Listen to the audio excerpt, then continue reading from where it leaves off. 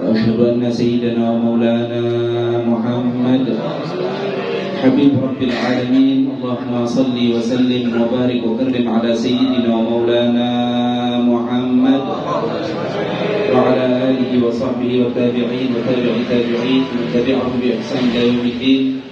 رب اشرح لي صدري ويسر لي أمري واحلل عقدة من لساني يفقهوا قولي. أما بعد, Hadaratul muhtaramin yang sama-sama kita muliakan, kita hormati, kita ta'zimi para habaib, Habibana Ali, Habibana Syekh, Habib Salim, yang sama-sama kita cintai, kita taati, para asatidz, wabil khusus guru kita bersama Fadilatul Ustaz Saifuddin Mu'ti. Mudah-mudahan mereka semua dipanjangkan umurnya oleh Allah Subhanahu wa taala dalam keadaan sehat walafiat, digampangkan urusan-urusan mereka, amin ya rabbal alamin. Hadirin rahimakumullah, alhamdulillah pada saat ini kita masih diberikan kesempatan oleh Allah Subhanahu wa taala untuk merasakan salah satu daripada banyaknya karunia Allah Subhanahu wa taala. Karunia itu tidak lain dan tidak bukan adalah bulan suci Ramadan. Syahrul Ramadan, bulan Ramadan merupakan salah satu karunia terbesar yang dirasakan oleh umat Nabi Muhammad SAW. Dan perlu kita ketahui bahwa karunia-karunia yang kita sebagai umat Nabi Muhammad SAW rasakan tidak lain dan tidak bukan terwujud karena baginda Nabi besar Muhammad SAW. Hanya karena Nabi Muhammad SAW lah akhirnya alhamdulillah kita dapat merasakan karunia-karunia yang luar biasa.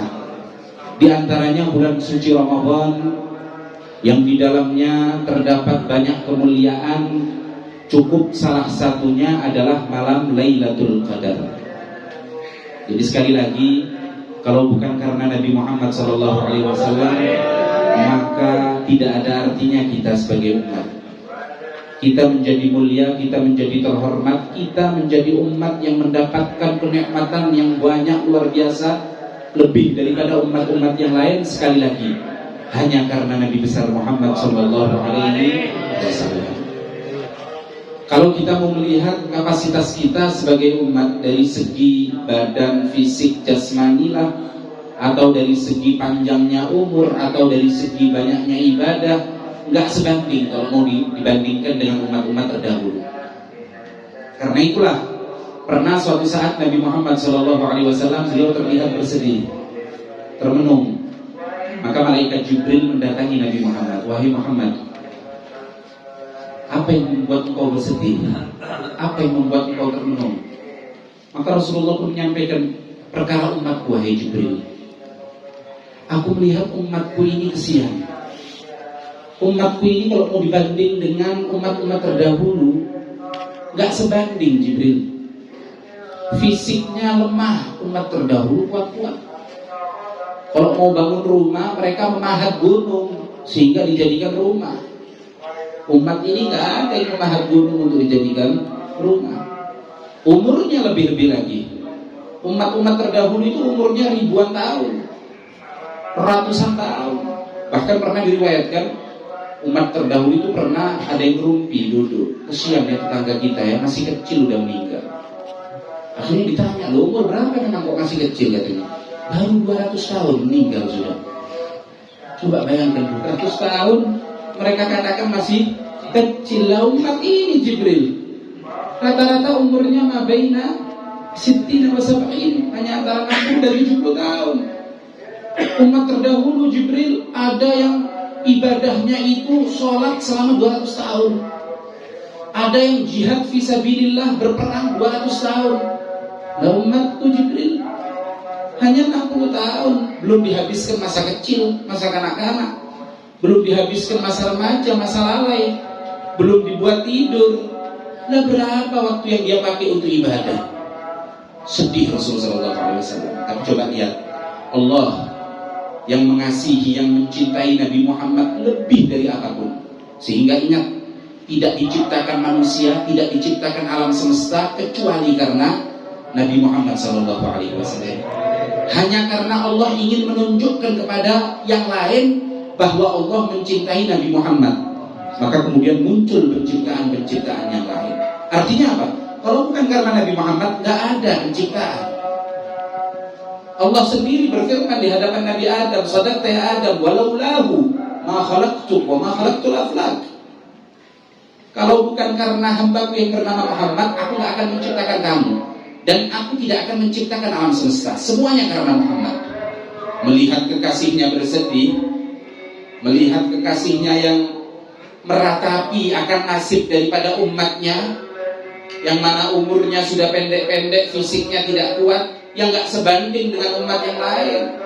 Sedangkan Nabi Muhammad itu selalu mengatakan, "Fa inni mubahin bikumul umam yaumil qiyamah." Sampai-sampai kita ini diperintahkan untuk kawin, untuk banyak anak. Tanakahu takfuru, kawinlah kalian, jangan jomblo, kawin dan perbanyak anak. Supaya apa kata Rasulullah? Supaya aku tampil dengan umat yang terbanyak. Karena kata Rasulullah, "Fa inni mubahin bikumul umam." Karena aku akan membanggakan kalian sebagai umat kelak di hari kiamat.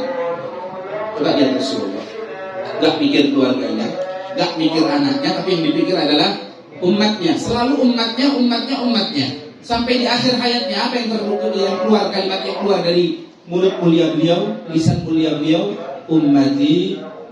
Itu yang selalu diperhatikan oleh Rasulullah. Karena itu Allah ketika mengetahui, oh kekasihku sedang bersedih karena umatnya, karena nilai ibadahnya tidak sebanding dengan umat-umat terdahulu, maka Allah pun mengkaruniakan kita, di antaranya adalah bulan suci Ramadan. Bulan suci Ramadan ini luar biasa. Al-Habib Muhammad bin Abdullah Al-Haddad, mertua daripada Al-Habib Umar bin Hafid, Al-Habib Zain bin Ibrahim bin Sumaid, beliau dalam wasiatnya yang berkaitan dengan Ramadan dalam kitabnya An-Nafahat Ar-Ramadaniyah, beliau katakan, Ramadan yurmi burdunub ayyuhriquha. Ketahuilah bahwa Ramadan, kenapa dinamakan Ramadan? Diambil dari kalimat ra, mim dan wad yang artinya adalah al-ihraq, artinya membakar. Karena apa? Karena bulan Ramadan adalah momen untuk kita membakar dosa-dosa kita. Ingin dosa kita diampuni oleh Allah, menjadi bersih, Ramadanlah tempatnya. Karena itu kemudian beliau mengatakan, wa huwa musimus sa'adah. Momen kebahagiaan ada pada bulan Ramadan. Fa idza salima sa'irus sanah. Kalau sudah Ramadannya selamat, Ramadannya dipenuhi dengan ibadah, dipenuhi dengan aktivitas yang mendekatkan diri kepada Allah, maka insya Allah bulan-bulan yang lain juga akan selamat. Bulan-bulan yang lain pasti akan diisi dengan segala macam aktivitas yang meridhai Allah Subhanahu wa ta'ala. Lalu kemudian beliau menyebutkan di antara keutamaan Ramadan, bulan di mana sepertiga pertamanya adalah rahmat Allah,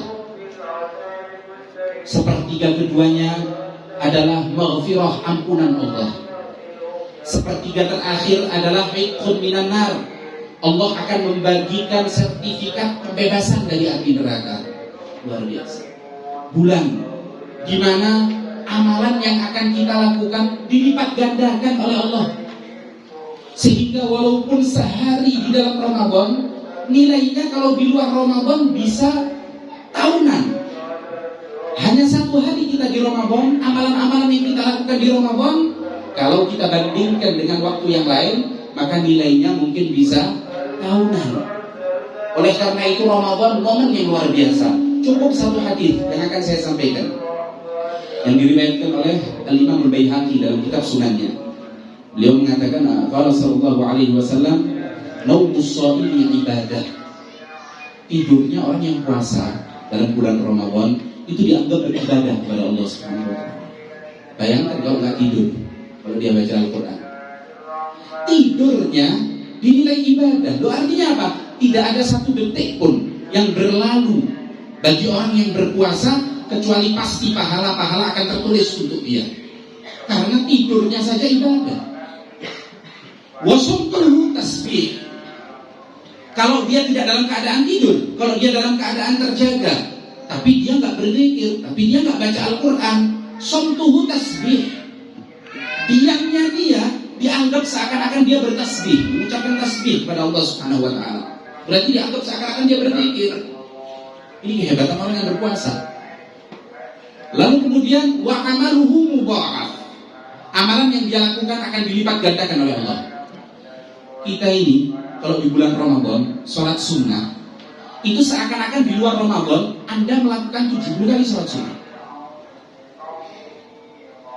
Anda sholat wajib, satu sholat wajib itu kalau di luar Ramadan seakan-akan Anda sholat 70 kali, dilipat gandakan oleh Allah 70 kali lipat.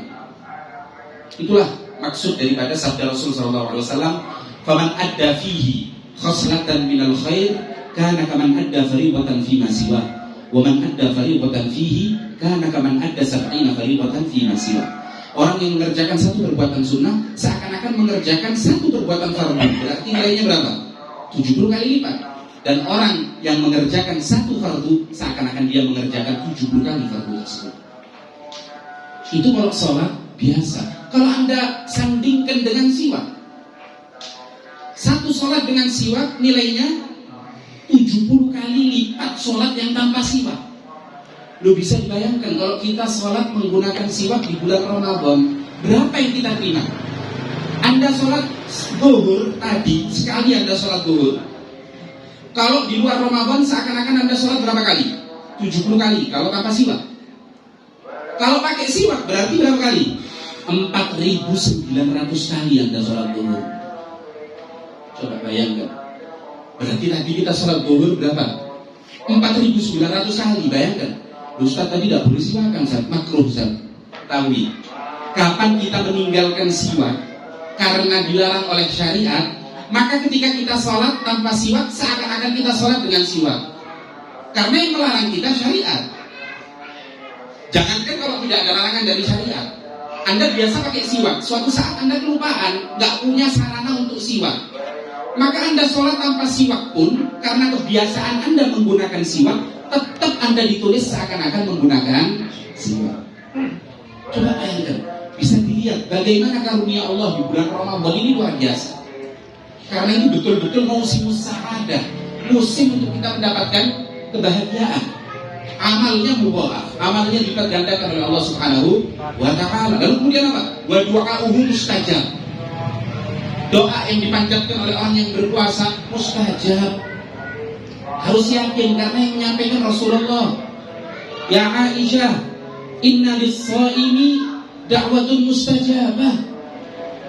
Rasulullah menyampaikan kepada Sayyidatuna Aisyah bahwasanya orang yang berpuasa itu memiliki doa yang pasti akan dikabulkan oleh Allah Subhanahu wa taala. Ini banyak doa. Sayyidatuna Aisyah pintar, pandai. Sayyidatuna Aisyah bertanya, apa yang aku panjatkan ya Rasulullah kalau memang memiliki doa yang mustajab? Katakan wahai Aisyah, Allahumma innaka 'afuwun tuhibbul 'afwa fa'fu 'anna. Ya Allah, sesungguhnya Engkau zat yang Maha Pemaaf, maka ampunilah kami sebagai hamba. Ada dua doa yang diajarkan oleh Rasul SAW bagi orang yang berpuasa. Yang pertama dalam sebuah hadis Rasul mengatakan fastaghfiru, maka perbanyaklah di dalam bulan Ramadan min arba'i khisal, akan 4 hal. Khoslatani turbuna bihima rabbakum wa khoslatani la ghina ankum bihima. 2 perkara memang untuk mendapatkan ridha Allah Subhanahu wa taala, dan 2 perkara memang kalian butuh itu. Adapun 2 perkara yang untuk meridhakan Allah Subhanahu wa taala adalah tasyhadu an la ilaha illallah, kalian bersyahadat bahwa tiada Tuhan selain Allah. Kemudian wa tastaghfirunahu, dan kalian beristighfar memohon ampun. Adapun 2 perkara yang memang kalian butuhkan adalah tas'alunahu al-jannata wa ta'udzuuna minan nar. Kalian minta surga dan kalian minta dijauhkan dari api neraka. Karena itu ini 2 hadis ini alhamdulillah pendahulu kita, nenek moyang kita selalu mengajarkan kita, ulama-ulama kita terdahulu selalu mengajarkan kalau di bulan Ramadan sebetulnya bukan hanya menjelang maghrib ya. Ini doa kita baca setiap saat, walaupun subuh, walaupun malam, walaupun siang. Daripada nganggur, mulut kering, lebih baik baca doa. Asyhadu an la ilaha illallah, astaghfirullah, nas'alukal jannata wa na'udzu a'udzu bika minan nar. 3 kali kita baca. Lalu kemudian Allahumma innaka 'afuwun tuhibbul 'afwa fa'fu. Ini doa yang diajarkan oleh Rasul sallallahu alaihi wasallam ketika bulan Ramadan. Lalu kemudian yang terakhir yang diberikan oleh Allah Subhanahu wa taala adalah wa dzambuhu maghfur. Dan dosa daripada orang yang berpuasa akan diampuni oleh Allah Subhanahu wa taala. Coba bayangkan berapa banyak perkara-perkara yang mampu untuk menghilangkan dosa kita di bulan suci Ramadan ini. Contoh yang sedang kita saksikan sekarang adalah memberikan takjil, memberikan buka kepada orang yang sedang berpuasa.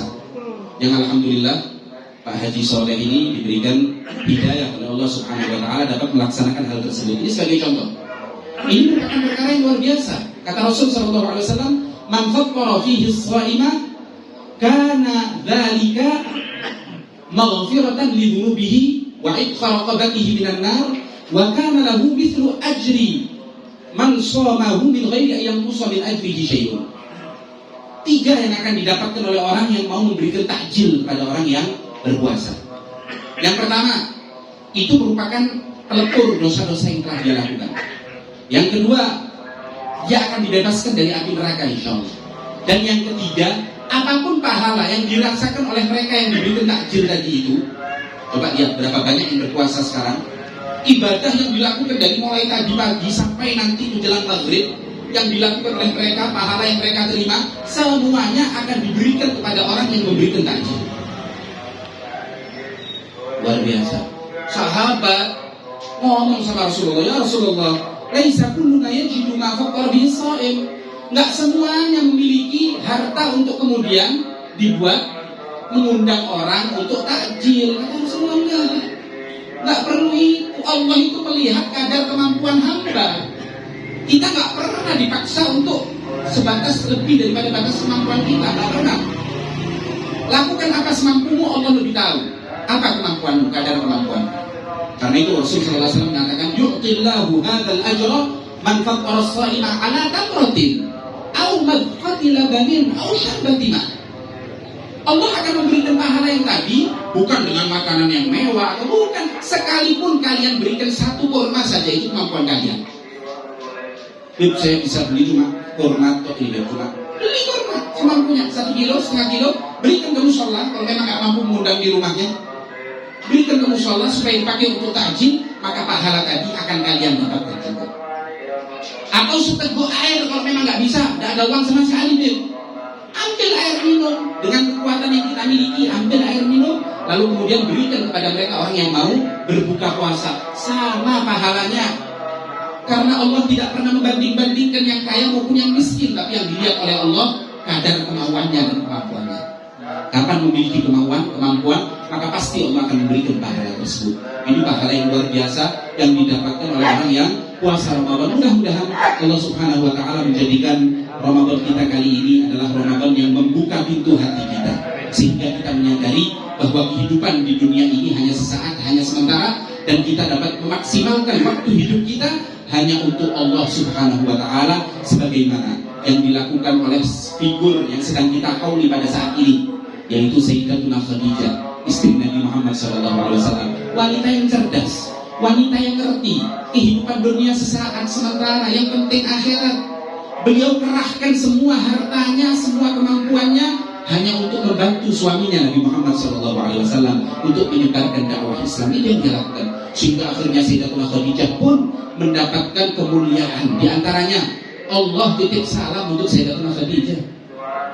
Malaikat Jibril datangi Rasul SAW, "Ya Muhammad, hadhihi Khadijah atatka bi ina'in fihi ta'am aw syarab aw idam, fa idza ja'atka faqra minha min rabbiha assalam wa kadzalika minhu." Hai Muhammad, itu istrimu Khadijah akan datang membawa makanan. Kalau sudah datang, sampaikan ya salam dari Allah, dan sampaikan salam dari aku juga. Allah mempersiapkan baitan fil jannah untuk Sayyidatuna Khadijah bil qasab la sakhaba fiha wa la nasab. Tempat tinggal khusus di akhirat diperuntukkan untuk Sayyidatuna Khadijah, terbuat dari qasab, terbuat dari mutiara, Sebagian mengatakan emas yang dihiasi oleh mutiara yang tiada tara. Di dalamnya tidak ada kepayahan, di dalamnya tidak ada keributan, yang ada hanya ketenangan. Allah persiapkan khusus untuk istri Rasul sallallahu alaihi wasallam yang bernama Sayyidatul Khadijah. Kenapa beliau mendapatkan itu? Karena satu, mau membantu dakwah Nabi Muhammad sallallahu alaihi wasallam. Coba lihat Sayyid Muhammad bin Ali Al-Maliki yang kita kauli juga. Bagaimana kehidupan beliau? Bagaimana nama beliau masih harum sampai saat ini? Tidak lain dan tidak bukan karena dakwah beliau, kegentolan beliau dalam menyebarkan ilmu Nabi Muhammad SAW. Khulasahnya, kesimpulannya, kita menginginkan keistimewaan, kemuliaan, kita menginginkan kesejahteraan. Satu, bantu Nabi Muhammad SAW dalam dakwahnya semampu kita. Yang mampu dengan hartanya, yang mampu dengan jabatannya, yang mampu dengan doanya. Yang penting yang ada di hati kita hanyalah Nabi Muhammad SAW. Mudah-mudahan Allah menerima ibadah kita, menerima puasa kita, menerima salat kita, dan insya Allah kita jadikan hamba-hambanya yang berpuasa dengan puasa yang sebenar-benarnya, mampu menghidupkan malam, dan insya Allah kita akan mendapatkan Lailatul Qadar. Amin amin ya rabbal alamin. Assalamualaikum warahmatullahi wabarakatuh.